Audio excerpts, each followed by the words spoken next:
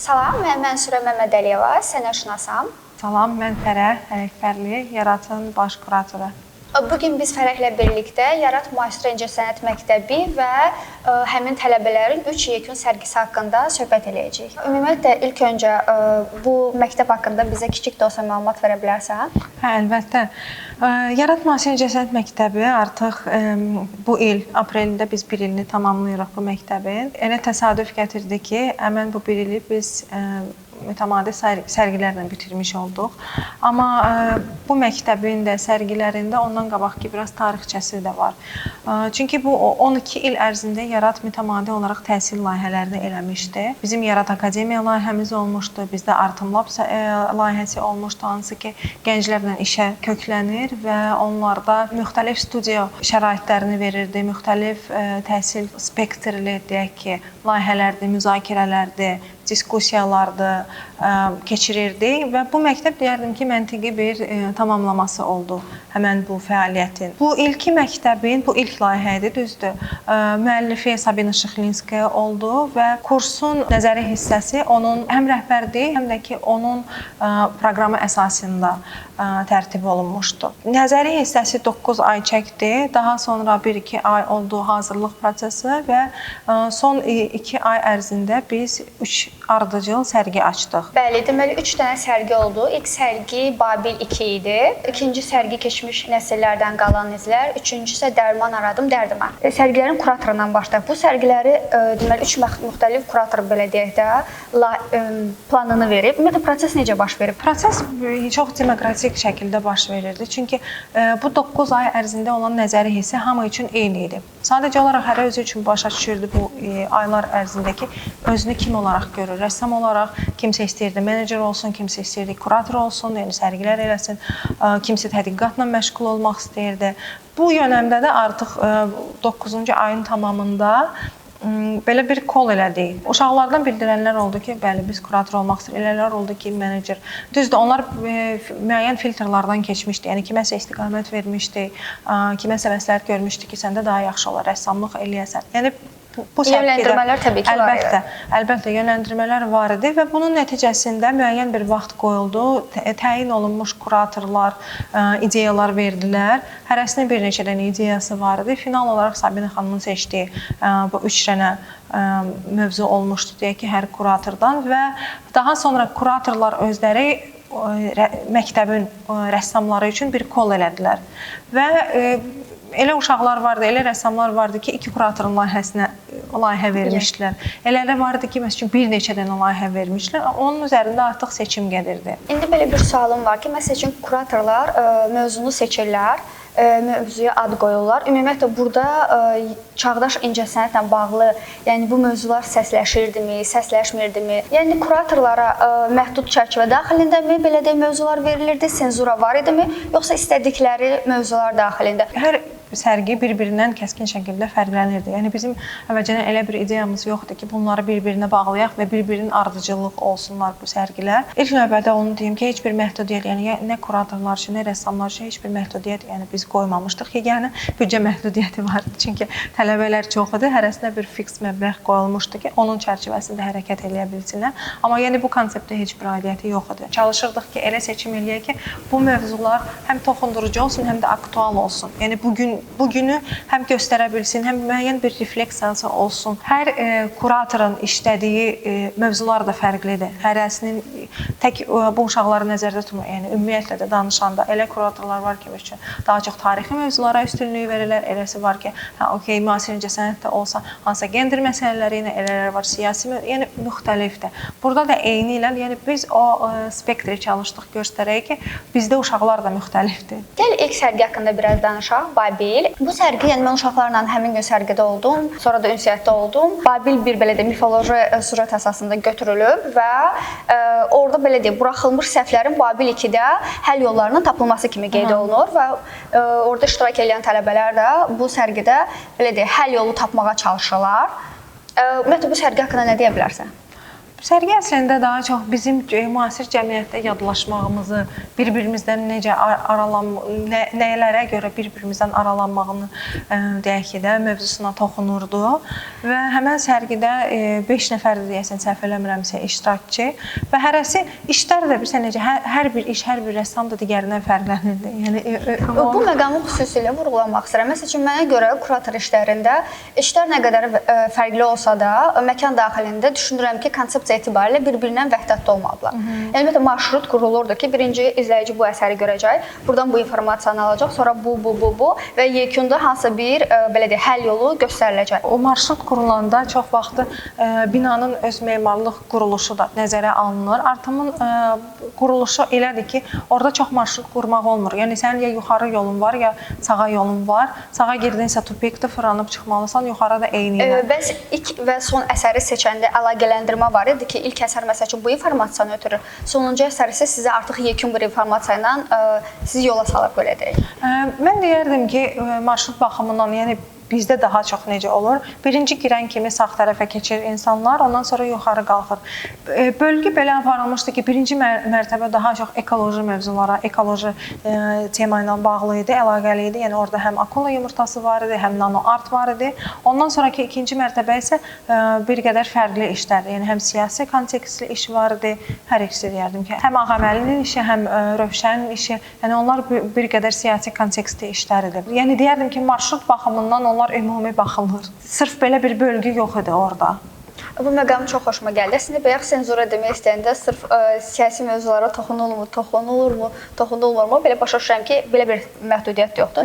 İnsanlar, yəni oradakı iştirakçılar sərbəst şəkildə öz mövqelərini göstərə bilirlər. İkinci sərgi haqqında danışa bilərik. Keçmiş əsrlərdən qalan izlər. Bu mənim 3 sərgi arasında mənə görə ifadə həlli ən özünü daha dolğun şəkildə tapmış, belə deyim, formatlardan biri idi. Kuratorun ideyası şəffaf şəkildə ötürülmüşdü və oxumaq daha asan olurdu, nəinki digər sərgiləri. Bu sərgi haqqında nə deyə bilərsən? Adından da göründüyü kimi, keçmişdən, bizim ənənələrimizdən, mirasımızdan bəhs eləyən bir sərgi idi və bütün bunların, yəni bütün bu ideyaların daha çox müasir incəsənət dili ilə ifadə olunmasındaydı. Deməli, bu sərgidə bir-iki iş var ki, xüsusilə mənim xoşuma gəldi. Onları vurğulamaq istəyirəm. Məsəl üçün Fidan Hümbətlinin Nizami Gəncəyevi yaradıcılığına müraciət edib və orada fitnə obrazını belə deyək özü canlandırmışdı performansında. Nə xoşuma gəlmişdi. Nizaminin irsinə belə deyək müraciət olunmuşdu.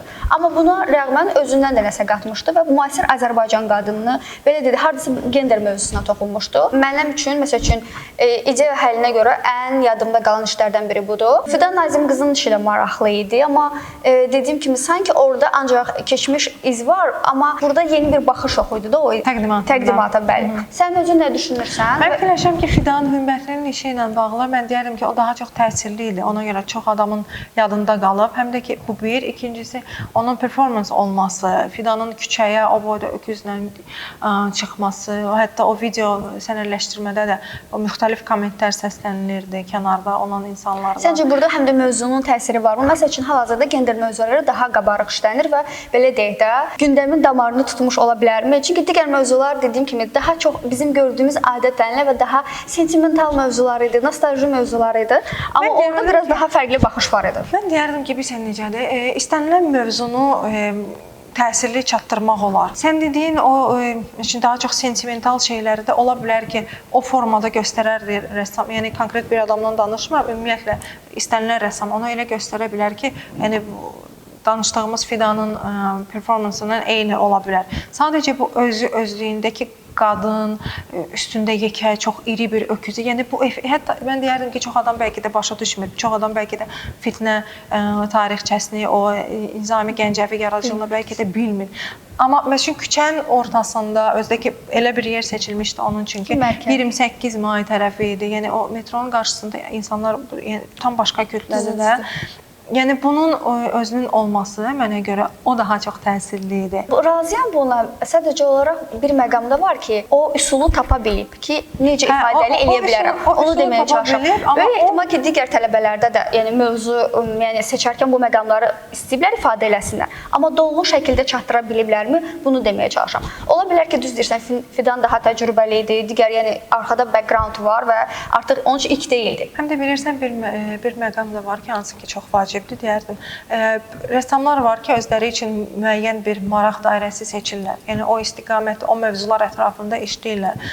Fidan gender mövzuları ilə işləyən rəssamdır. Yəni onun müxtəlif, deyək ki, incəsənətin növlərində keramikada var, heykəlləri var. Yəni sırf bu istiqamətdə işləyir. Ona görə bu Fidanın performans eləməyi və bu cür uğurlu alınması yəni məntiqidir. Fidan Nazim qızı da yəni daim elədiyi fotoqrafiya ilə məşğul olur da.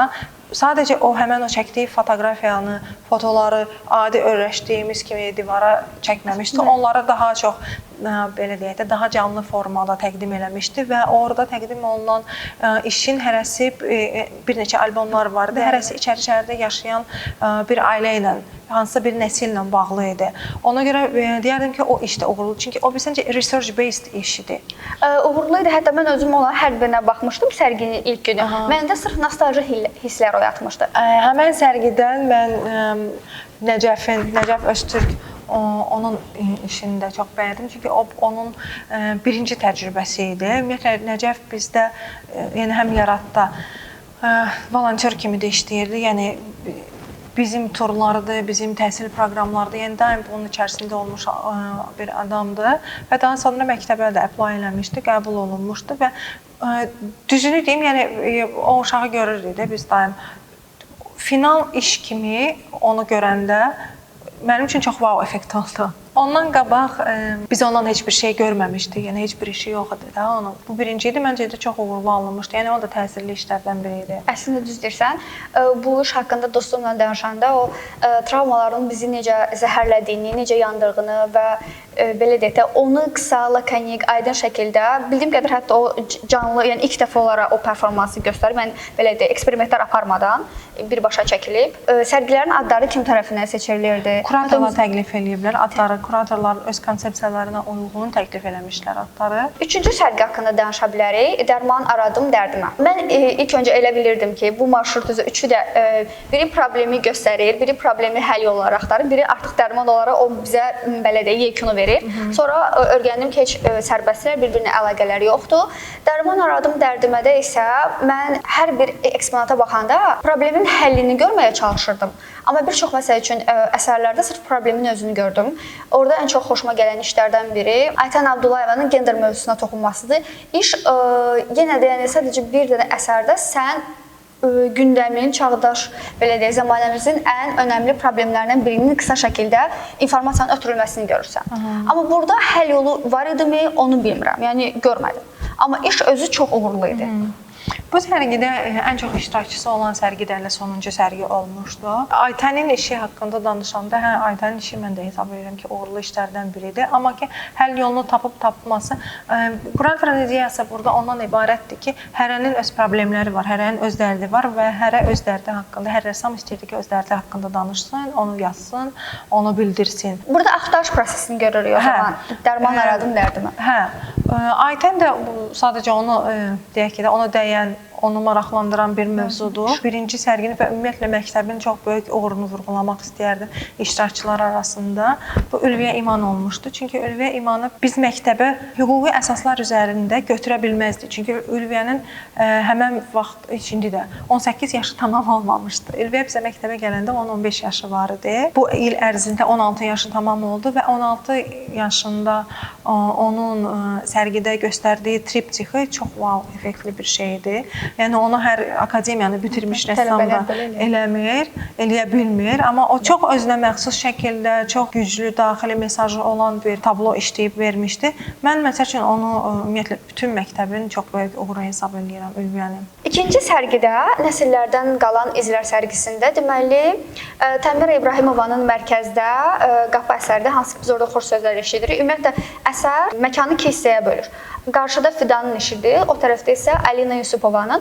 Məsəl üçün mənə görə Fidanın işi çox görülürdü. Bəlkə də uğurlardan biri budur. Yəni birbaşa girəndə onu görürük. Qapı sanki o birisi işi kölgədə qoyurdu. Yəni ümumiyyətlə həm qaranlıq idi, həm qapı ümumiyyətlə örtürdü zaten o işi. Bu məqam məsəl üçün məni narahat eləmişdi orada. Yox, əslində deməzdim, çünki istənilən proyeksiyanın görünməsi üçün qaranlıq olmalıdır.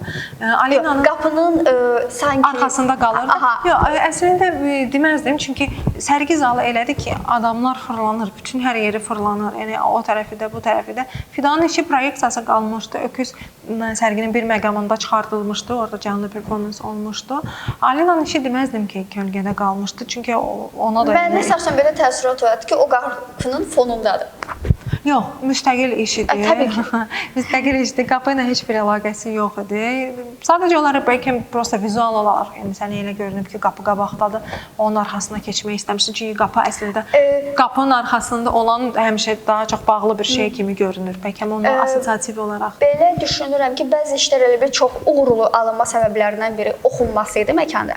Bəziləri isə sadəcə olaraq doğru yerləşdirilməmişdimi və ya dediyim kimi hansısa bir əsərin kölgəsində, fonunda qalmışdımı, daha geniş auditoriya sanki çata bilməmişdi. Məsəl üçün, 3-cü sərgidə də belə bir məqam var idi. Məsəl üçün, mən ilk sərgi günü o otağa girməmişdim. Daha sonra ikinci dəfə sərgini ziyarətə gedəndə dedilər ki, o qapının arxasında da məsəl üçün video art sərgilənməkdədir. Yəni görünmürdü konkret olaraq. Məsəl üçün, mənə elə gəlir ki, elə işlər var dediyim kimi, bu da yəqin kuratorun ideyasıdırmı, ya nədirmi, doğru seçilməməkdən irəli gəlirmi, məkan mı çox kiçik idi. Sərginin eksposiyada oxunması çox önəmlidir. Bu əsərə biraz yəni belə deyək də, izləyici ilə şərait yaradır ki, məhz onu fokuslanıb onu görməyə. Bir də var ki, belə də qapının arxasında sən ora girirsən, girmirsən, bu nüanslar. Elə işlər var ki, məsəl üçün daha çox kompakt, daha çox kamerli bir yer tələb edir, daha intim baxış tələb edir. Mən deyərdim ki, onun ora yerləşdirilməsi məhz ona görədir. Çünki zalda o iş, o effekti verməzdi. Onun o nənəsi ilə olan münasibətidir. O daha çox kamerli bir şeydir. Yəni daha qapalı bir yerdə olmağı mənə görə onun çox uyğundur. Qaldı ki, ümumiyyətlə işlərin yerləşdirilməsi həm müəyyən ardıcıllıq vardı, həm binanın arxitektonikası nəzərə alınırdı, həm işlər özləri nəzərə alınırdı. Yəni müxtəlif faktorlar var ki, hansılar ki təsir eləyirdi. İşləri ümumiyyətlə yerləşdirəndə, yəni proses necə baş verirdi də, uşaqlar gəlirlər, eskiz eləyirdilər. Hər rəssam istəyirdi, gətirəndə işini deyirdi ki, hə, okey, mən istəyirəm bax bu divarda, bu əsas divarda mən olum. Ondan sonraki gəlir, deyir ki, mən eləmişəm, eyni sərgidir. Deyir ki, mən istəyirəm filan divarda olsun. Rəssama buraxsan sən bunu, hamı istəyəcək ki, işləri görünən yerdə olsun, üzdə olsun, ən mərkəzlisi. Amma o qədər də düzgün deyil də. Yəni onun həm ardıcıllığı olmalıdır, həm ola bilər ki, hansısa iş yaraşmır. Ümumiyyətlə düşünürəm ki, ideyanın özü çox əla bir ideyadır. Azərbaycanda nəzərə alsaq ki, rəssamlıqla bağlı, ümumiyyətlə təsviri sənət və ümumiyyətlə incəsənətlə bağlı akademiya və digər müəssisələr bizi bu baxımdan, ümumiyyətlə çağdaş incəsənət baxımından ümumiyyətlə heç bir belə deyək də məlumat vermir, təkmilləşdirmir. Yarad o boşluğu doldurur. Bu baxımdan çox uğurlu layihə olduğunu düşünürəm. Axarlı olmasını ümid eləyirəm. Hə, bu istiqamətdə də biz işləyirik. Yəni onda nəzərdə tutulub ki, gələn illərdə də davam edəcək, növbəti illərdə. Bizim müxtəlif layihələrimiz var. Yəni sırf school kimi, məktəb kimi. Sadəcə ola bilər ki, növbəti il biraz başqa kontekstdə olsun, ondan sonraki yenidə olsun, daha çox təsviri sənətlə bağlı. Onlar hamısı prosesdədir hal-hazırda. Əla, uğurlar. Amma davamı olacaq, onu dəqiq.